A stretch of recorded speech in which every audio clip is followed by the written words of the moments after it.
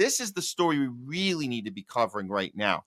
The part that a lot of MAGAs aren't talking about. They're celebrating this moment with Zelensky, Trump calling out Zelensky, Trump and JD.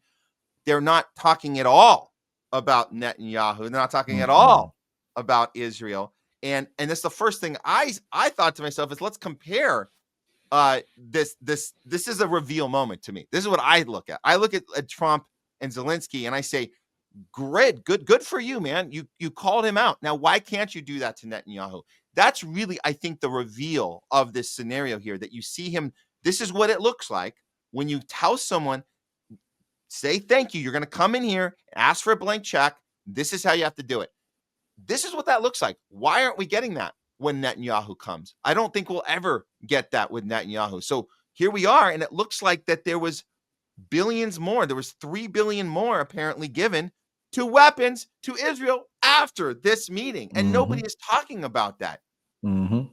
Because Ukraine is taking up the headlines right now, and rightfully so. We did dump a lot of money into that, like over the past few years. So if you're looking at only the past few years, we probably put more into Ukraine than we have into Israel. But if you look at the big picture, a lot more goes to Israel overall, and we've been funding them for a lot longer. So, but that's only looking at military aid. I'm sure if you look at all the different kinds of aid we give to Israel, is probably a lot closer. So, and if you count all the people we have to pay off around Israel to keep them from attacking Israel, and you put all that together, then it's a different story. So as far as the Israel update goes, I thought this was an important one, because as we're getting the three more $1 billion sent, no questions asked. Here you go, Netanyahu. Spend it how you want. Keep the greater Israel project going as planned, which is what's happening. We have reports on the ceasefire and who's responsible for not upholding it. And I thought it was very interesting. This is important. It seems that our media, as far as the Western media goes, it seems like we're more guilty of lying about this than Israel news outlets themselves. This is from Haaretz. This is what they're saying, is that Netanyahu stalls stage 2 of the Gaza ceasefire and once again weaponizes Israel's grief. So they're breaking down the psychology of how, and we have this happen here all the time, right? People that the leadership takes advantage of the emotions of its people and uses it against them. So they're very, on this Israel news section that this just came out, there's telling the reader how Netanyahu is manipulating them. You go to a Western outlet, you're going to get the exact opposite. And this is NPR. It was supposed to be the outlet of the people. Complete BS. NPR, total CIA outlet now, tells our readers here that Hamas rejects Israel's request to extend phase 1 of Gaza's ceasefire. So we can see the two different approaches here. And I think you're right to point this out, Jay, when you sent this to me, because you said, look, we're going to get more of a reveal from the perpetrators of this, because it's like they almost want to brag about it. And so it's a little more. They want to rally the troops. They want to rally the troops over there. So they got to like brag about all the stuff they're doing. And, even with do you remember the rape situation where the IDF soldiers got found guilty, of rape in jail, and they had all these protesters going into the streets to say, oh, rape should be a legal weapon of war that we're allowed to use in Israel? They reported that like in the Israeli media, but over here in the Western media, there was never a drop of that story. The only story we got was on October 7th. They said that Hamas went around raping people without any evidence of it. Like, they've literally never presented evidence of any of those accusations. But on Israeli media, they have debates. They're sitting around at a round table. One anchor and a newscaster talking about, well, is it okay to rape people in war, or is it not okay to rape people in war? So it's like, we don't see what they're seeing over there. We get told that Israel are, the rational, level-headed ones, and Palestinians are the extreme ones who can't be dealt with, when in reality, if you look at it, the Israelis, in my opinion, seem far more radicalized than the Palestinians overall. And I'm sure there definitely are, a fair amount of Palestinians who've been,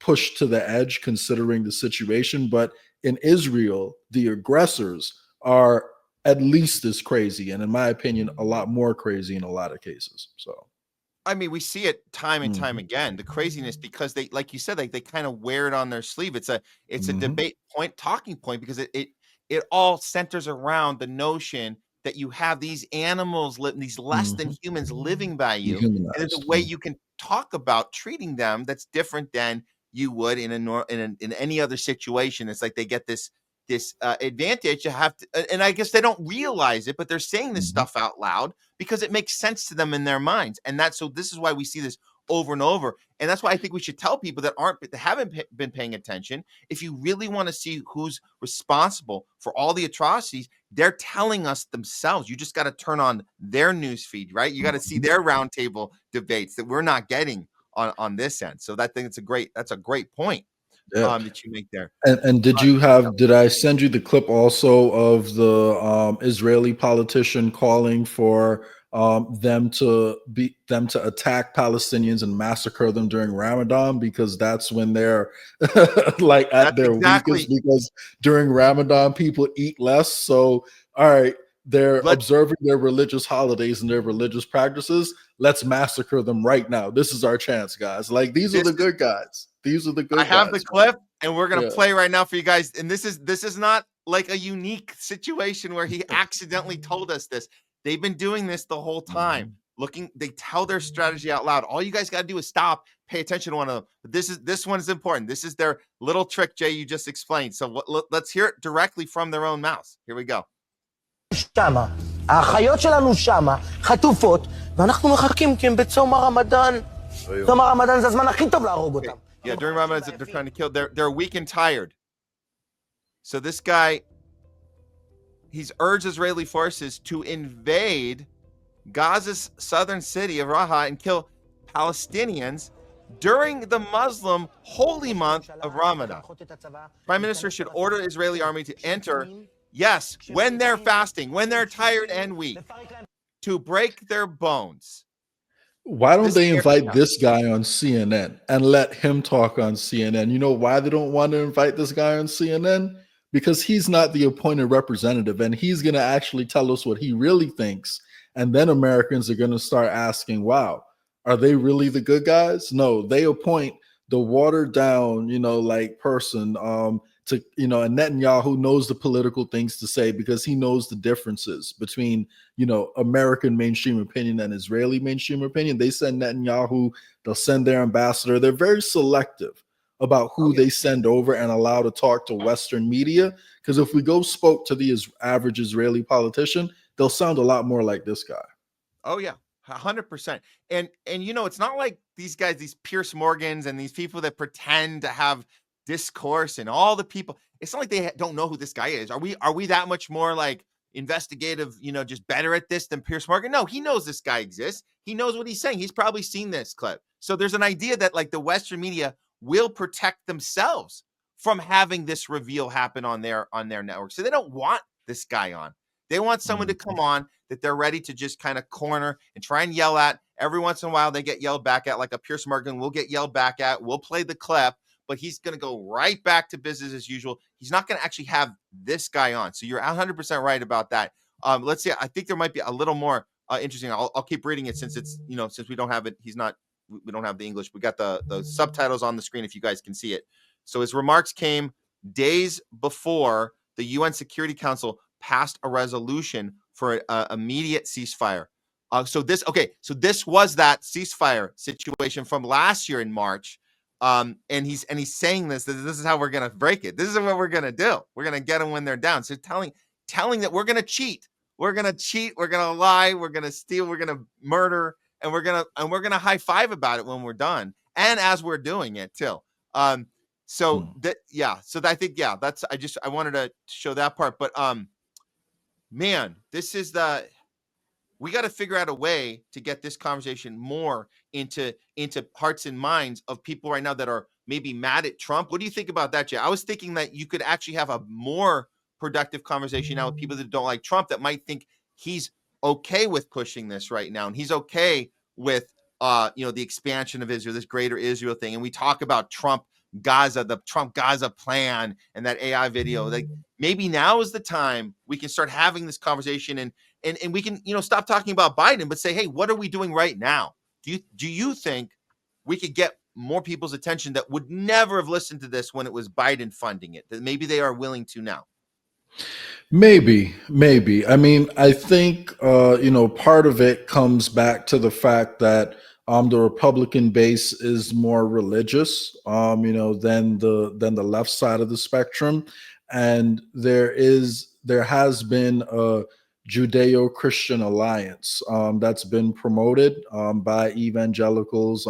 It was actually started by, I was just reading about it earlier, the Rothschilds. They printed out a new Bible that kind of linked up Christianity and Judaism. So let me go find it before I talk too much about that. I'll find the actual name of it. But long story short, I think the reason why a lot of conservatives or feel so strongly about the Israel situation is because it is a religious thing to an extent. Like, they do see Jews as God's chosen people, and they do think that Israel, it sounds like on its surface that other religions have their own countries over there in the Middle East. Why can't Jews have their own country over there too? And it's not about Jews not being able to have, quote unquote, their own country. I think we have to reframe the conversation and kind of make people realize that, hey, there was people there already. Like, Israel is not conquering land that was empty, where there was nothing happening before. And I think we have to get back to the root of that conversation, because Israel has done a good job of painting the picture that they bought the land fair and square. There wasn't that much happening over there before they came, and they're just over there trying to build a successful civilization. And all these, Muslims are hating on them and trying to stop them from building up their own thing. When in reality, they didn't buy the land from the Palestinians who were living there. They paid some money to the British government, whose land it wasn't even theirs to give away.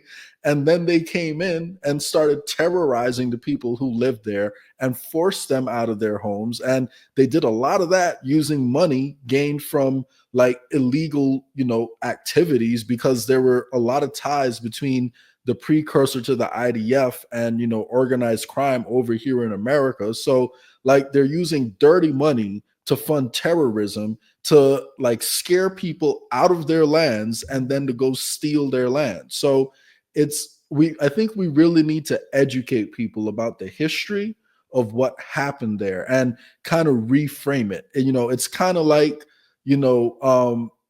can't even say it's like Mexico trying to reclaim Texas, because Mexico owned Texas a lot more recently than than those Jews, or the Ashkenazi Jews, who think their bloodline goes back over there, was tied to that land. We're literally talking about a land that was inhabited supposedly over 2,000 years ago, by Jews, right? And now they want to come back and say, everyone living here, we're reclaiming this stuff. This is our stuff.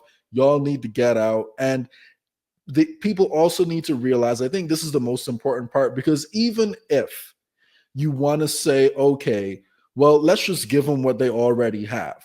And I'm not saying that I'm 100% against that. Maybe some of the land that they've had, I think if we go back to the 1967 borders, that could be a fair compromise, maybe, since there already is a country there. But I honestly don't know if they're going to be happy with that, because their religious doctrine calls for them to reestablish greater Israel.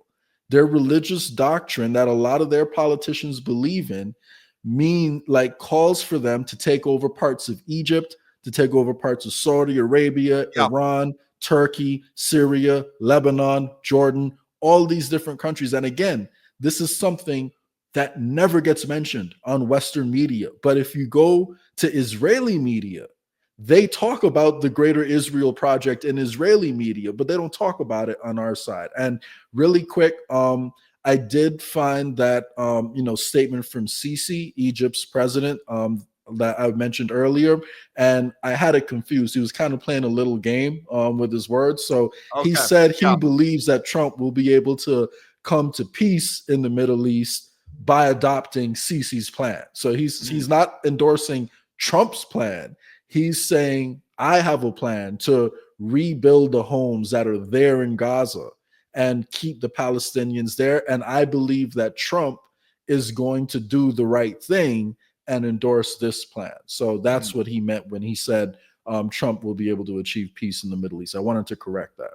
Okay. No, thanks for that update. And speaking of this Greater Israel plan, this is an update on the Syria plan, which I think we all knew that this whole thing about taking driving Assad out and hiring the woke ISIS, because they're reformed terrorists, so we love them now, to take over Syria. But this was the plan. If you guys can see there, I'm not able to go in too closely, but that the gray area is the occupied Golan Heights. The purple is the Israel's planned expansion area, and then the pink red part is the Syrian territories under Israeli occupations since the fall of Assad. So this is all recent. So this is an updated map of their plan to take over this entire thing here. And so that purple area is next. This is so the plan is to expand the operational occupational zone from 15 kilometers inside the Syrian territory to a zone of influence extending 60 kilometers inside of Syria under the control of Israeli intelligence. And when we tell people that it's all under the control of Israel, they don't want to hear. They go, no, that's nothing to do with Israel. No, it is. The whole thing is Israel. So we've been following it the whole way. But this is just an example, like you said, Jay, of the Greater Israel plan that involves every neighboring country. There's no stopping Israel unless we stop funding them. If we call them out, get them out of our government. I don't know how we do it, but we have to start by having the conversation. I'll tell you how we don't do it. The way we don't do it is we don't start pushing anti-Semitism laws all over our colleges, because that is what Donald Trump is doing right now. And we saw this on his Truth Social.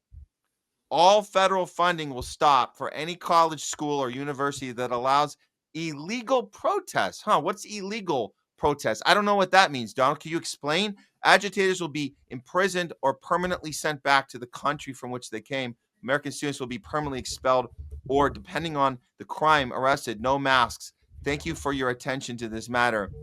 And then, of course, Sabi chimes in. Where's all the free speech enthusiasts who support Trump? I told you both parties support censorship, and this censorship machine, Jay, is the thing that it doesn't seem like we're doing really much of anything to fight back against since the Biden regime. It's the same. It's just he just passed the torch to the next guy, and we're just doing some more of this. And so this is a huge problem. I'm not. This doesn't look good at all. Yeah, and the way how everyone just falls in line, is pretty scary. At least the people who Trump has appointed in power, because I spent a lot of time volunteering for RFK when he was running as an independent. As soon as he endorsed Trump, dropped it. I'm not personally like part of the duopoly, but Kennedy did make free speech and censorship a big part, of his campaign, and he did mention, like in the campaign, that the protesters, had the right to make their voices heard, the people who were on university campuses. Now, he said he disagreed with them, but he did say that they had the right to have their voices heard. And now, as Health and Human Services Secretary, he has, Donald Trump has RFK saying that anti-Semitism is equivalent to a plague, like sweeping across like all of our universities. And he seems to be agreeing, that Trump does need to, question the contracts that are going out to Columbia University and all these different schools all over the nation for allowing these protests to happen. And, you know, I just don't understand how they don't realize what they're doing at the moment is making anti-Semitism so much worse because it ties a religion to a political ideology. Zionism is a political ideology. Zionism is not Judaism. Like, there are anti-Zionist Jews in Israel. Like, you can find footage of Jewish, like Orthodox Jewish people in Israel being abused by the police for standing up for the rights of Palestinians. Like, you have Jewish people in Turkey, you have Jewish people in Iran, you have Jewish people in America, like, who were against Israel. And like, the fact that they've now tied the actions of the Israeli government like to the religion of Judaism is so dangerous, because now you're giving actual, you know, like ammo to people who want to say all Jews are the problem.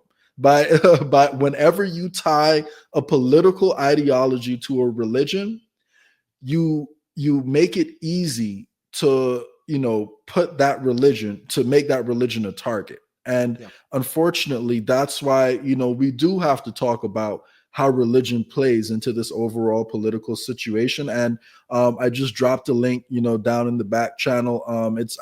That's probably not the best one to bring up on the screen, but long story short, the Bible I was referring to was a Bible called the Schofield Bible that came out around the same time as the Balfour Declaration, as well as the establishment of the Federal Reserve. And they essentially, you know, reinterpreted some things in the Bible to push this idea that Judaism and Christianity are tied at the hip. And that's kind of what, you know, jump-started this whole evangelical, you know, phase into this situation. So we have to look at why evangelicals want this to happen. And if you really boil it down, in my opinion, it's scary, because evangelicals believe there's a rapture coming. And in order for the rapture to happen, a bunch of Jews need to die in Israel. And then after that happens, God's going to come back and then come save the world. So it's like you have one group of people who think they deserve this land. You have another group of people who are rooting for Armageddon because they think God's coming back, you know, like after Armageddon happens. And, you know, it's not a great situation to have all this tied up in our politics. But that's why I say we just got to bring it back to the facts on the ground. Like, who was there, you know, first? Like, who was there, you know, over the past couple thousand years? And how did Israel expand? And if we can understand how Israel expanded and the mechanisms they used to do that, I don't think, you know, people will be as in favor of what's happening today. And if they can see what's really happening on the ground today. So 100%. I'm glad you brought up the Schofield Bible. And I think we need to take a look at this, because if the viewers don't know this, you're right about this, Jay. This was kind of I guess you would say it was a capture of the religion of Christianity, of Catholicism, of all these different. They came in, rewrote it, and this happened right before the privatizing of the banking system, and they redistributed the Bible. And what you had was previously from 1915, 1912, right before that, up until then, every Bible in existence had a map of Palestine in it. From those Bibles on forward, it's Israel, and it's removed. It's removed, and then later you throw in Israel. So they pretend that it never existed. Palestine never existed. So that was the first trick was swapping out all the Bibles, and like you said, the language starts being manipulated inside the passages, pretending like everything was about getting, like you said, getting all the Jews back to this land in alignment with Christians, in alignment with God. So they're all doing this stuff, and it's like even the Pope knows this is BS. This is the thing. I don't know if you saw the clip of Shmuley trying to go take a flight to go see the Pope. He said, "I'm going to convince him as he's on his deathbed. I'm going to convince him if he could just say Just say that the Jews, it's our land. Just say it. I'm going to have him say it. I'm going to get him to do it. I hope he's okay. I'm going to get him to please. I'm going to do it. No, you're not. That's never going to happen. If the guy's even alive, that's not happening, because the Pope has said on record 100% that there's a illegal occupation going on and the murdering of Palestinian people. Why would you then get him to say that? That doesn't make any sense. So that's my take on that one. But this is how we have to go back and relearn the stuff that we were maybe taught wrong or misinformed about, or maybe we just weren't paying attention. But now we are. And I think that is the good news, is there's more people paying attention to this stuff than there were before. So that's only going to get us stronger. And they're going to have to try even harder to try and trick us back in line. Get back in line. Never mind the man behind the curtain. Nothing to see here. Oh, no. There's something to see here. Once you see it, you can't unsee it. Maybe you can try to pretend for a little bit that you didn't see it, but it's always going to be in the back of your mind. So any viewers out there, if you guys, are suspicious of the Federal Reserve, if you're suspicious of the Balfour Declaration in Israel, go look up the history behind the Schofield Bible, and that'll help explain how we got to where we are today. So I encourage you to dig into that.